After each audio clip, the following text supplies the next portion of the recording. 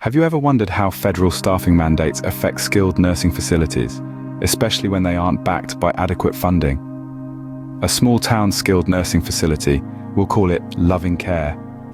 Loving Care, like many others, is caught in the crossfire of federal staffing mandates and insufficient funding.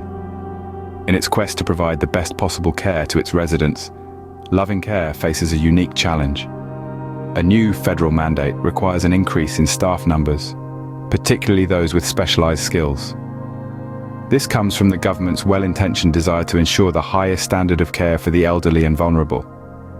However, there's a catch. This staffing mandate comes with no additional funding. Loving Care, already operating on a tight budget, is left to find a way to meet this new requirement. The facility is faced with two options. They can either hire additional staff and risk financial instability, or fail to meet the mandate and face potential penalties. Loving Care, committed to their residents' well-being, opts for the first. They hire new staff, stretching their already thin resources. Soon, the consequences begin to unfold. The facility struggles to maintain its operations, facing potential closure. The quality of care, ironically, begins to decline as resources are spread too thin. This is the unintended consequence of a well-meaning but unfunded mandate.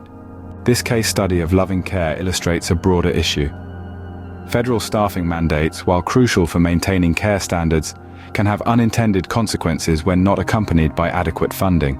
It's a delicate balance. On one hand, we want to ensure the highest quality of care for those in skilled nursing facilities. On the other, we must consider the financial burden these mandates can place on facilities, particularly those already operating on tight budgets.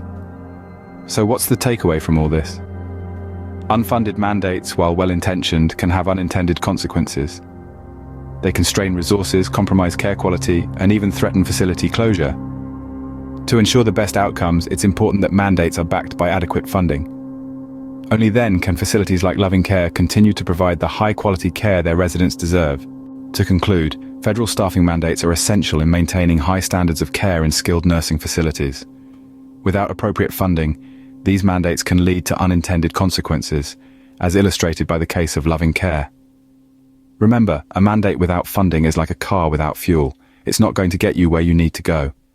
It's time to rethink how we approach staffing mandates, ensuring they're properly funded for the benefit of all those who rely on skilled nursing facilities.